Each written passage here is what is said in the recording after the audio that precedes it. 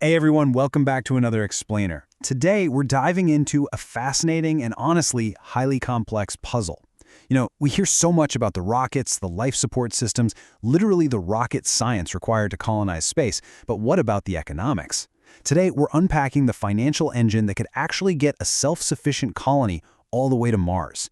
It's a massive endeavor, and the mechanics of it, they're truly mind-bending. Okay, let's jump right in by asking the ultimate question. How do you actually buy a trip to Mars? The source material makes a really excellent point right out of the gate. Even if we assume a community of like-minded people at an Earth embassy has absolutely zero difficulty mustering the political will to go to space, which, let's face it, is only half the battle, the real hurdle is the money. What's going to be a much harder sell is how we amass the colossal financial wherewithal to physically transfer human beings to the Red Planet. How on Earth, or I guess how on Mars, do the books actually balance on an interplanetary scale? To figure this out, here's our agenda for today. First, we'll look beyond just money and cash. Second, funding the Earth Embassy. Third, the circle of payments. And finally, the invisible Mars economy. All right, Section 1, beyond just money and cash. Now, this initial concept totally challenges what we intuitively think about funding space travel. Because getting to Mars, it doesn't just require some billionaire with a giant checkbook. It demands a massive, extensive infrastructure of capital. You see, money, like your standard cash, gold, or silver, is really just one tiny piece of the puzzle. What is absolutely crucial for a Mars mission is intellect, economy, and technology. You need the intellectual capital to design these complex systems, the economic capital to organize the labor force, and the technological capital to actually build the hardware. Think about it like this. Picture an African king from 3 centuries ago. He could have towering, massive piles of gold and silver, just unfathomable wealth, right? But without modern intellectual and technological capital, all that physical money is completely useless for space travel. Mountains of cash, by themselves, are just going to keep you grounded on Earth. Capital is the true fuel here.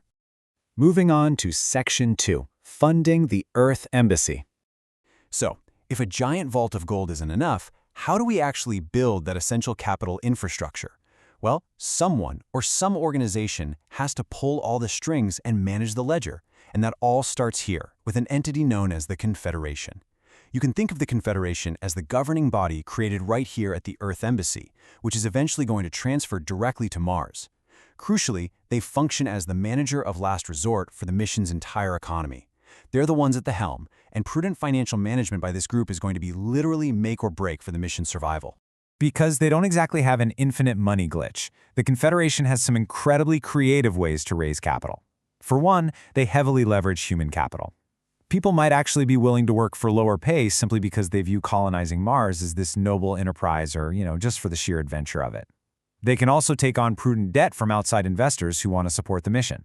And looking a bit further ahead, they can even raise capital by authorizing the sale of Martian real estate, or selling expertise, stock, and goods manufactured directly in space. Pretty wild, right? But listen, no matter what other capital is raised, the true financial anchor of this whole operation is the ticket contract. Every single resident of the Earth Embassy will enter into one of these contracts. It acts as the absolute cornerstone, the bedrock of the financial wherewithal needed to get this colony off the ground and eventually onto those rockets. Which brings us to Section 3, the circle of payments.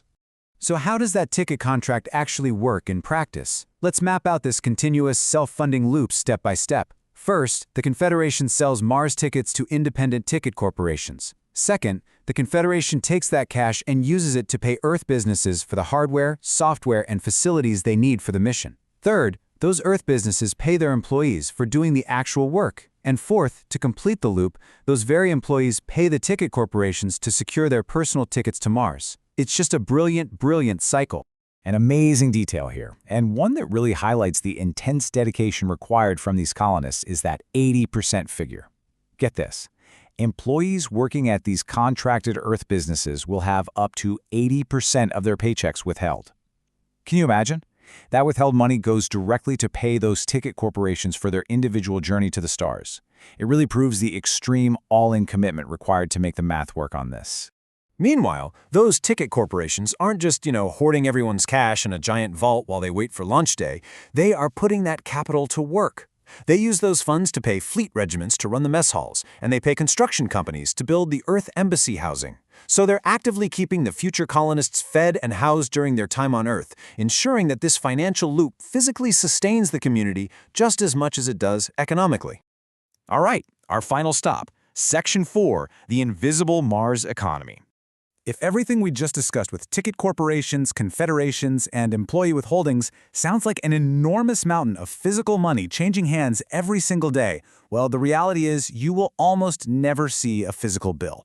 There's going to be very little actual need for physical cash, or what is officially called Confederation script. While this script is the official currency used at the Earth Embassy and eventually on Mars itself, the entire system runs almost exclusively on interconnected bookkeeping.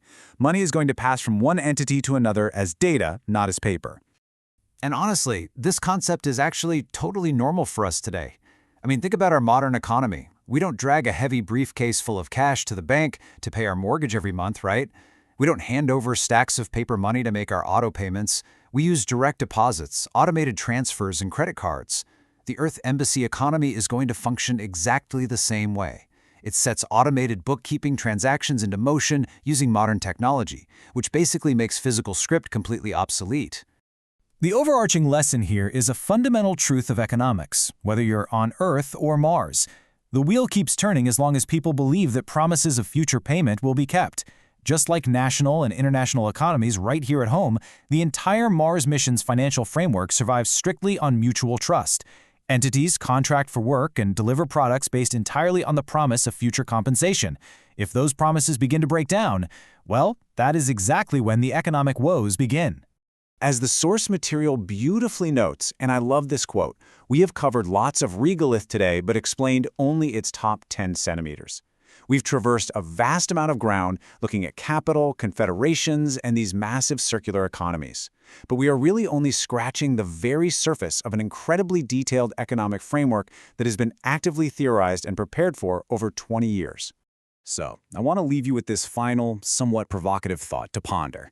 We know we have the drive. We're actively building the intellectual and technological capital required to reach the stars, but when humanity finally pushes toward the red planet, will we actually have the discipline, the trust, and the integrity to keep the complex financial promises that get us there?